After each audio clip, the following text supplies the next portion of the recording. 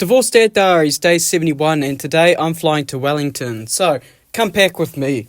I only booked carry-on luggage because that's all I ever do. I'm a bit of a cheap bugger. And I've got this bag which my mum gave me years and years ago, and it's a laptop bag and it has like a dozen pockets in it, so it always works. Always does the trick.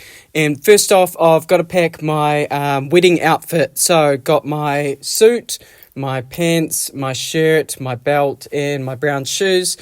And I always just roll these up and shove them into the bag. It makes me cringe every time, the fact that I have to roll up a suit. But it's the easiest way to get it into a bag for this sort of travel. Although I only realised after shoving everything into the bag that I was supposed to put the shoes in first, one facing one way, one facing the other way, shove everything on top. Oh well. If you're wondering why I'm packing my shoes instead of wearing them, the truth is that I'm going to be bringing 3 outfits. So I'm there Thursday, Friday, Saturday and Sunday. So 4 days. If I pack 3 full outfits, then I can just sort of mix and match on the last day, I guess. I'm not there for long. It's a very early flight anyway. So the second outfit that I'm going to be bringing is more of a casual, semi-casual, how do you describe that? I'm going out to dinner twice, so I need something that isn't just a hoodie and shorts, effectively. So for this outfit, I've packed a shirt, a sweater, jeans, and then I'm going to be bringing my jacket as well. It's a leather jacket, and it's real leather, so it's a really good windbreaker. So I figure that'll be good if the Wellington weather plays up. And then I shoved all that into a second pocket. And then there were other bits and pieces too, like pyjamas, because I'm staying at a mate's house, you know, your undies, your toothbrush, your charger, glasses case. I actually write all that stuff down. I make a list because when I'm packing, I always forget stuff. So having a list at the end of the trip that I can refer to and say, have I got everything? Yes, it just ensures that I don't forget stuff.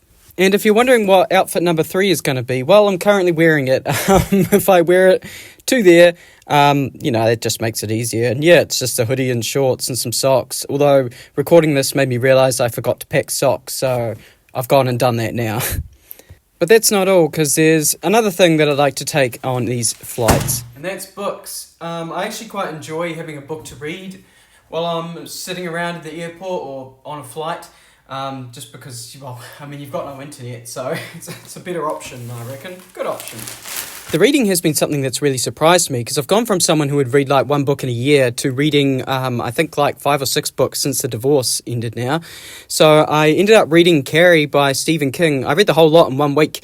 So I've gone ahead and ordered a couple more Stephen King books, The Stand and Needful Things, which are quite chunky books, so they might take me a little while to get through. And I'm going to get started on them when I'm waiting in the airport today. And I ordered them courtesy of Book Hero, which is like a New Zealand bookshop, because, they're the only place that had all the books that I wanted, so. And then I wrapped up my work for the week. So, my flight is at 2 p.m.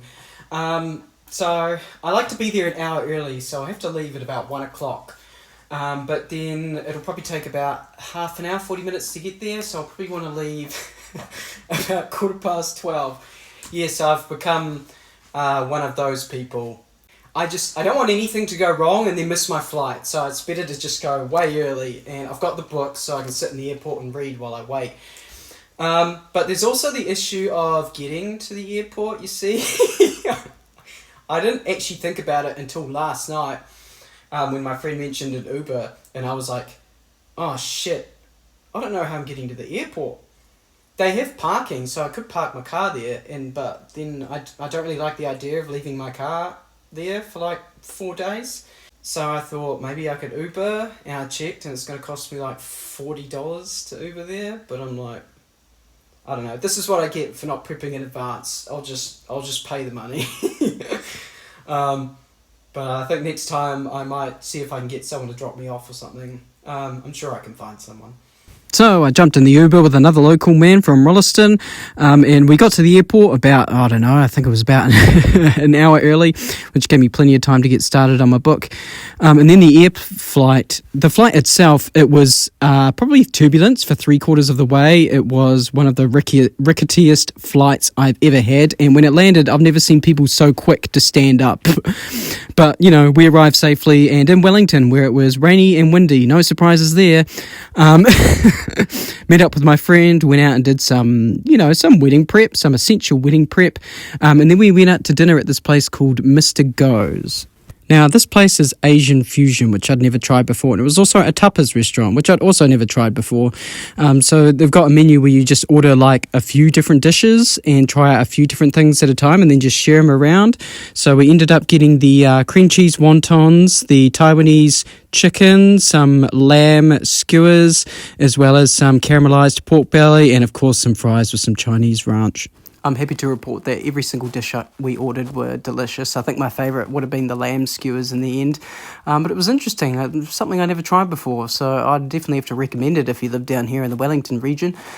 But otherwise, I'm at my accommodation now. As you can see, I am just chilling, having a bit of a decompress. And I'm going to go chill for the rest of the night, and I'll catch you on the flip side.